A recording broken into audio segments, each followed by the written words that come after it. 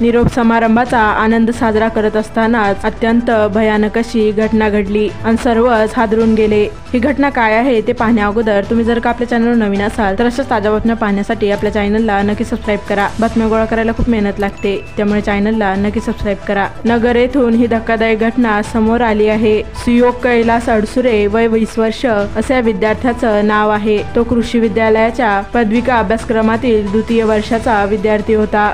तो पुंताबा येथे विद्यालयाच्या वसतिगृहात राहत होता।